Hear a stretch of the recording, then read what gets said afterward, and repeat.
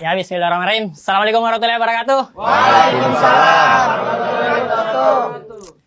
Kita gas tipis-tipis ya, teman-teman. Saya Alwi, saya tuh kuli bangunan, teman-teman.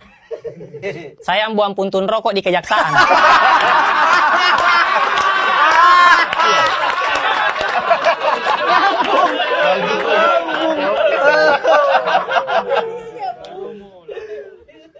Saya tuh jadi kuli karena di keluarga saya kuli bangunannya sudah jadi dinasti. Iya, bapak saya mandor, om saya pengawas proyek. Karena keluarga saya banyak kuli, saya tuh sering diajarin begitu. Alwi, pokoknya bapak tidak mau kau jadi kuli. Pokoknya kau harus potong generasi kuli di keluarga kita. Bapak saya bilang begitu, saya di samping masang ubin.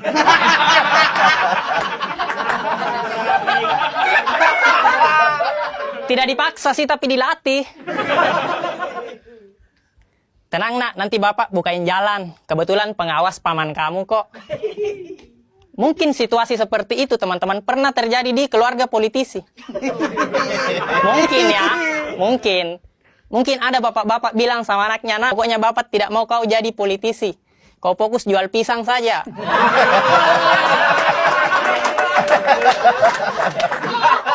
Pokoknya kau harus potong generasi politik di keluarga kita. Bapaknya bilang begitu, anaknya di samping jadi cawapres. Tenang nak, nanti bapak bukain jalan. Kebetulan pengawas paman kamu kok. Mungkin ya. Cawapres Uganda. Bicara masalah kasus, teman-teman, ada banyak banget kasus di sosmed itu saling hujat cuma karena berbeda pandangan politik. Ya maksud saya orang yang merasa dirinya pintar berpolitik, kenapa tidak ambil contoh ke kuli deh? Kuli bangunan kalau kerja, baju partainya beda-beda, tapi akur bikin rumah loh. Iya kan? Iya kan? Iya. Benar. Karena kalau kuli bangunan bekerja berdasarkan visi misi baju partai yang dia pakai, kacau. Iya. Karena Indonesia ini bisa maju, teman-teman. Kalau kita ambil analoginya sama kayak kuli bangunan membangun rumah. Rumah ini bisa maju karena kuli-kulinya itu saling bahu-membahu membuat rumah. Dengan satu arahan dari mandor, pemimpin proyek. Cuma yang jadi masalah, rumah yang sekarang, yang lagi dibangun, kuli-kulinya saling sikut. Karena mau jadi mandor. Karena mandor punya uang, punya kuasa. Jadi kuli ini saling sikut berdasarkan visi misi partai yang dia pakai. Sehingga banyak menimbulkan kasus-kasus yang berat. Ada kuli bangunan baru 2 tahun jadi kuli. Masih muda banget, pengalaman minim. Tiba-tiba mau jadi mandor. Iya. Maksud saya kerja dulu kuli. Belajar dulu masang ubin. Jangan tiba-tiba ganti baju partai. Padahal pengawas proyek sudah bikin peraturan loh. Kuli bangunan baru boleh pulang kerja jam 5. Terserah kamu kemana. Bantuin kuli yang lain, ke CFD bagi-bagi susu, terserah. Tapi jam 5 sudah ada putusannya. Dia pulang jam 3. Ngelanggar kode etik kuli itu. Takutnya terjadi gosip antara kuli yang lain gitu. Ya enak ya dia bisa pulang jam 3. Enaklah dia kan anak mandor. Iya sih anak mandor, tapi masa tidak ditegur sama pengawas proyek? Lah dia kan pamannya. Kuli bangunan. Ini kisah nyata ya di proyek. Proyek Indonesia Maju.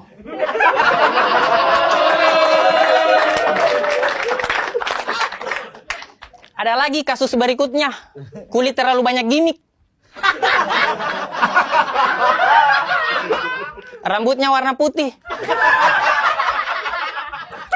Terlalu ngebet mau jadi mandor, tiba-tiba di proyek azan.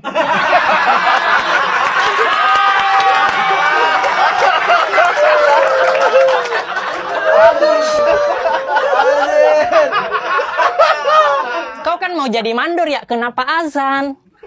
Pengen banget dibilang kuli agamis gitu. Ini kuli identitas ini. Om Ded, saya bisa tambah durasi tidak? Boleh, Kuli ini boleh. banyak kasusnya ini. Tiba-tiba agamis, terakhir dia tiba-tiba di proyek nonton bokep. Kita kan bingung lihatnya ya. Yang paling parah, paling viral, dia pernah melarang anak muda main bola di lingkungan proyek. Padahal anak muda sudah mau main bola di lingkungan proyek, tapi dilarang, akhirnya batal. Anak muda kan mau main bola ya dikasih bola, Pak, jangan dikubur mimpinya. Iya kan? Anak muda kan mau main bola ya karena mau ngangkat piala, bukan mau hidup terjamin karena diangkat karyawan. Iya kan? Ada lagi kuli bangunan. Disuruh sama pemilik rumah ngurusin ruang tamu. Di mana kita tahu ruang tamu adalah ibu kota dari sebuah rumah. Karena tamu datang di situ.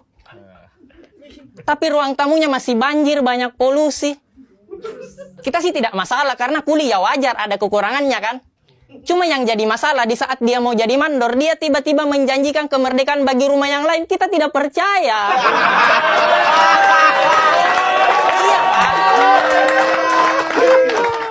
Ngurus ruang tamu saja belum beres, masih banyak program yang tidak jalan, tiba-tiba mau renov rumah yang lain. Kita kan ngelihatnya kayak, wah, dua kata lucu nih. Kuli pembual.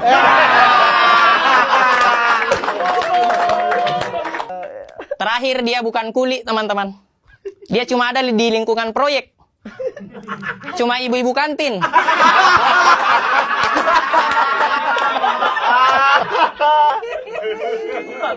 Cuma ibu-ibu kantin yang jual kerat indeng yang logonya banteng. Merasa dirinya punya kuasa karena dia anak mandor yang pertama.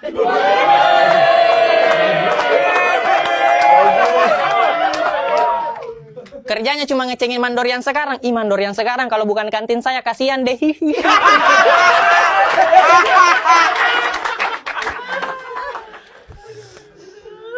Tapi ini bukan tentang mandor, teman-teman. Ini tentang rumah yang ingin kita bangun.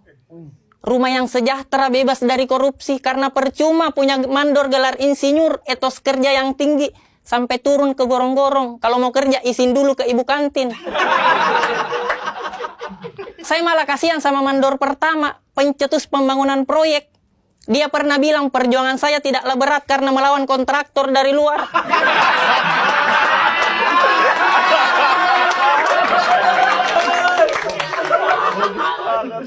Tapi perjuangan kalian lebih sulit karena melawan kuli di proyek sendiri.